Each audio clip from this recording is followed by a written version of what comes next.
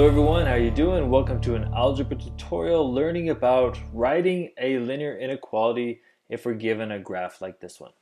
Okay, so let's take a look at what we have going on this graph. Let's make some notes about key characteristics. So first thing I'm observing is I have a dashed line. So let me write that over here. We're showing an inequality with a dashed line. So what does that mean if I have a dashed line going on? Well, that means that's my boundary line that's indicating where my inequality is happening. And with a dashed line, it means that any point on this line does not actually satisfy the inequality. So if I mark some points on here, these points look like they're all on the line. However, since it's a dashed line, it's not. Those points are not solutions. They will not satisfy the inequality. So the dashed line means not equal at the line.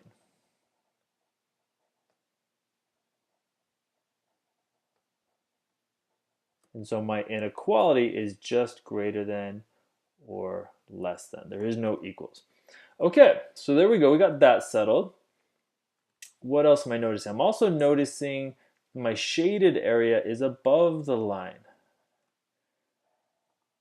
So I'm going to end up with, let me write that down, shaded above the line. So when it's all said and done, what that means is my y values are going to be greater than whatever's at the line. Because it's greater, I'm shading up. My y values increase, from 2 to 3 to 4 to 5 to 6. Y values get greater as you go up. So there we go. So we know y is greater than that line.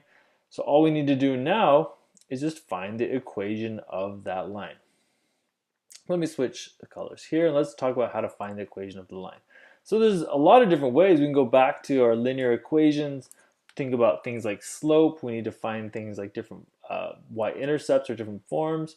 Let's go to our y equals mx plus b. There's our slope-intercept form of a linear equation. And if I can get m, which is my slope,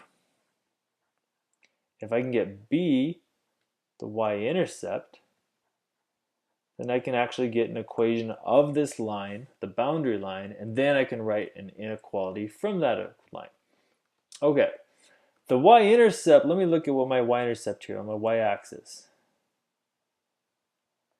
Looks like I've got a nice clean value for a y-intercept. I'm reading off the graph. The y-intercept is going to be a value of 3.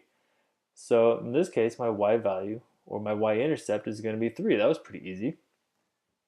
Now let's look at slope. Slope is my change in x divided by my change in y, and I need 2 different points to do that. So I'm going to go ahead and use this point and represent the change in x and the change in y between those 2 points. I'm going to draw a little slope triangle.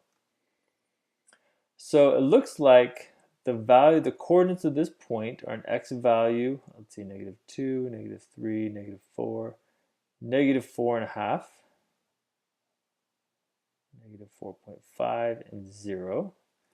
And the coordinates of this point are -1.5. Probably could have picked some better points, huh? -1.5 to the left for x, but then up 2 for y. Okay, so there's my points. And then for slope, I need the slope formula, which is find the change in y, subtract your y values, and find the change in x, subtract your x values. In this case, let's go my y value of 2, subtract the other y value of 0, so I'm going to have 2 minus 0. That's the difference of my y values, so it looks like it increased by 2, right along there. Now I need to find my change in x. How much change happened along the x values between those 2 points? So since I did 2 first, I got to do -1.5 first, minus -4.5, Well, negative 1.5 minus negative 4.5 will turn into negative 5 plus with my double negatives. So negative 1.5 plus 4.5 ends up just turning into 3. So my slope is 2/3. My y-intercept is 3.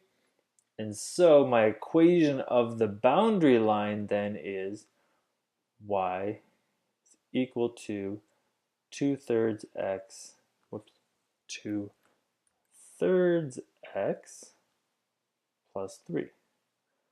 But that's the boundary line. That's not what I really want. I want to write an inequality from this graph. I want to show what the inequality is. So now we need to tie everything together. We know it's just greater than or less than because it's a dashed line. It's shading up, so I know my y values are greater than. So now let's combine it with the boundary line equation. The inequality then is all the y values greater than the line 2/3 x plus 3. All right, there we go. So hopefully that was helpful, just kind of thinking in reverse instead of trying to graph the solution set. Now we're given a solution set and asked to write an inequality that represents all of that. There you go.